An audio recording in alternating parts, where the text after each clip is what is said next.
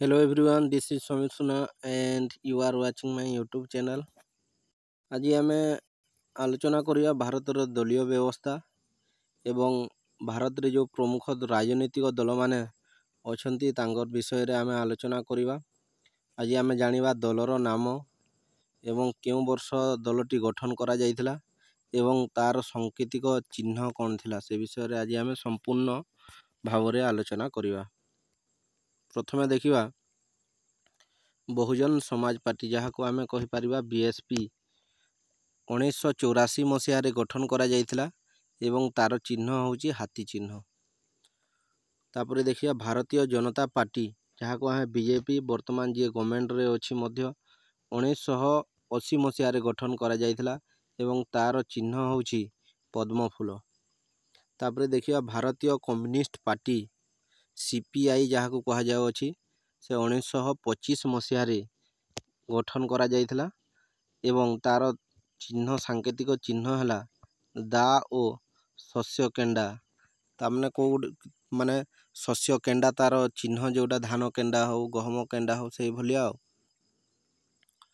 ଭାରତୀୟ communist party ମାର୍କ୍ସବାଦୀ CPIM, ଯାହାକୁ କୁହାଯାଉଅଛି, 1964 ମସିହାରେ ଏଇଟା ମଧ୍ୟ ଗଠନ କରାଯାଇଥିଲା ଏବଂ ତାର ଚିହ୍ନ ହେଲା ଦା, ହାତୁଡ଼ି ଓ ପାଞ୍ଚ ମୁନିଆ ତାରା। ତାର ତିନୋଟି ଚିହ୍ନ ମଧ୍ୟ ଥିଲା। ତାପରେ ଭାରତୀୟ ଜାତୀୟ କଂଗ୍ରେସ 1885 ମସିହାରେ ଗଠନ କରାଯାଇଥିଲା, ଯାହାର ଚିହ୍ନ ହେଲା ହାତ ପାପୁଲି ବୋଲି ଆମେ କହିପାରିବା। ତାପରେ ଦେଖିବା ବିଜୁ ଜନତା ଦଳ ବିଜେଡି, ଯାହାକୁ କୁହାଯାଉଛି ଗଠନ କରାଯାଇଥିଲା 1997 ମସିହାରେ, ତାର ଚିହ୍ନ ହେଉଛି ଶଙ୍ଖ ଚିହ୍ନ। ଡିଏମକେ 1994 ମସିହାରେ ଗଠନ କରାଯାଇଛି, ଯାହାର ଚିହ୍ନ ହେଉଛି ଉଦିତ ସୂର୍ଯ୍ୟ, ଯାହାକୁ ଆମେ ସୂର୍ଯ୍ୟ ଉଦୟ ବୋଲିକିରି କୁହାଯାଉଅଛି।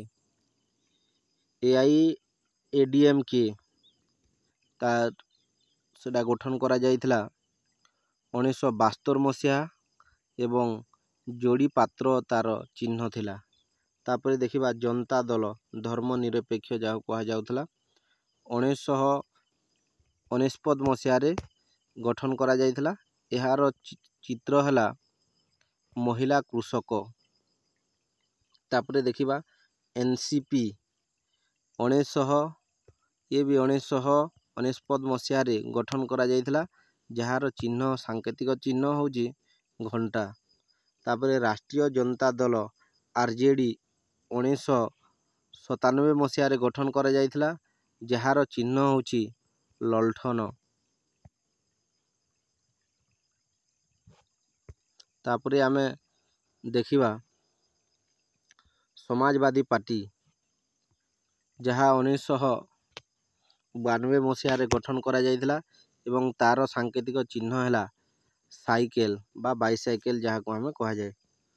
ଲୋକ ଜନଶକ୍ତି ପାର୍ଟି 2000 ମସିହାରେ ଗଠନ କରାଯାଇଥିଲା ଏବଂ ଏହାର ସାଂକେତିକ ଚିହ୍ନ ହେଲା ବଙ୍ଗଳା।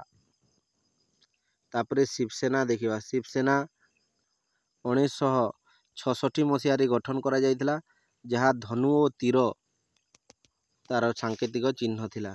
ତାପରେ ତେଲୁଗୁ ଦେଶମ ପାର୍ଟି ଟିଡିପି, ଯାହାକୁ କୁହାଯାଏ, 1982 ମସିହାରେ ଗଠନ କରାଯାଇଥିଲା, ଯାହାର ଚିହ୍ନ ହେଲା ବାଇସାଇକେଲ।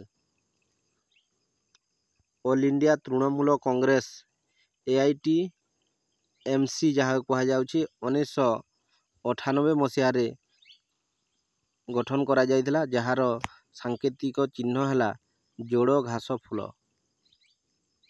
ତାପରେ ଅଲ୍ ଇଣ୍ଡିଆ ଫରୱାର୍ଡ ବ୍ଲକ 1939 ମସିହାରେ ଗଠନ କରାଯାଇଥିଲା, ଯାହାର ଚିହ୍ନ ସାଂକେତିକ ଚିହ୍ନ ହେଲା ହାତୀ। ତାପରେ ଆସାମ ଗଣ ପରିଷଦ 1985 ମସିହାରେ ଗଠନ କରାଯାଇଥିଲା, ତାହାର ଚିହ୍ନ ମଧ୍ୟ ହାତୀ। ଭାରତୀୟ ଜାତୀୟ ଲୋକଦଳ 1999 ମସିହାରେ ଗଠନ କରାଯାଇଥିଲା, ଯାହାର ଚିହ୍ନ ହେଉଛି ଚଷମା।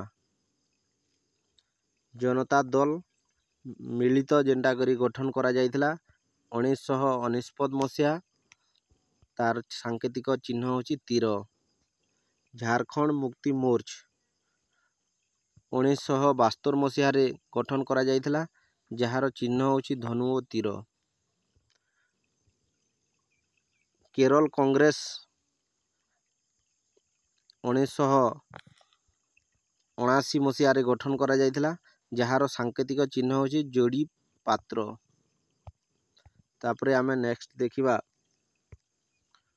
ମହାରାଷ୍ଟ୍ର ନବନିର୍ମାଣ ସେନା 1906 ମସିହାରେ ଗଠନ କରାଯାଇଥିଲା ଏହି ପାର୍ଟିକୁ, ଯାହାର ସାଙ୍କେତିକ ଚିହ୍ନ ରେଳ ଇଞ୍ଜିନ ବୋଲି ଆମେ କହିପାରିବା। ମହାରାଷ୍ଟ୍ର ନବନିର୍ମାଣ ସେନା 1906 ମସିହାରେ ଗଠନ କରାଯାଇଥିଲା ଏବଂ ଏହାର ଚିହ୍ନ ହେଉଛି ରେଳ ଇଞ୍ଜିନ। ତାପରେ ମିଜୋ ଜାତୀୟ ସାମୁଖ୍ୟ 1959 ମସିହାରେ ଗଠନ କରାଯାଇଥିଲା ଏବଂ ତାହାର ଚିହ୍ନ ହେଉଛି ତାରା। ମୁସଲିମ ଲିଗ ଆଇୟୁମୁଲି, ଯାହାକୁ ଆମେ କହିପାରିବା 1948 ମସିହାରେ ଗଠନ କରାଯାଇଥିଲା, ତାହାର ଚିହ୍ନ ହେଉଛି ନିଶୁଣି। ୟୁନାଇଟେଡ୍ ଡେମୋକ୍ରାଟିକ୍ ପାର୍ଟି ମେଘାଳୟରେ ଗଠନ କରାଯାଇଥିଲା 1972 ମସିହାରେ, ଏହାର ଚିହ୍ନ ଥିଲା ମାଦଳ। ତାପରେ ତେଲେଙ୍ଗାନା ରାଷ୍ଟ୍ର ସମିତି ଯଦି ଦେଖିବା 2001 ମସିହାରେ ଗଠନ କରାଯାଇଥିଲା ଏବଂ ଏହାର ସାଙ୍କେତିକ ଚିହ୍ନ ମଧ୍ୟ ଥିଲା କାର ଚିହ୍ନ।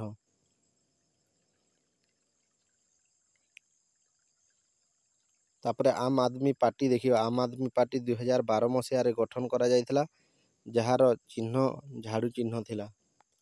ଅକାଲି ଦଳ 1920 ମସିହାରେ ଗଠନ କରାଯାଇଥିଲା ଏବଂ ଏହାର ଜାତୀୟ ସଂକେତ ଚିହ୍ନ ବା ତାର ଚିହ୍ନ ହେଉଛି ନିକିତି।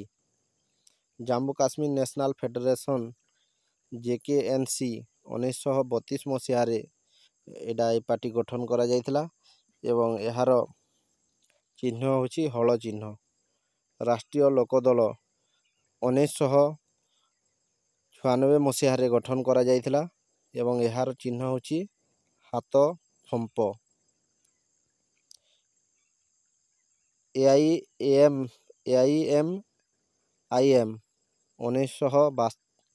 1927 ମସିହାରେ ଗଠନ କରାଯାଇଥିଲା ଏବଂ ଏହାର ଚିହ୍ନ ହେଉଛି ଗୁଡ଼ି ଚିହ୍ନ। ତାପରେ ଆମେ ଦେଖିବା JKPDP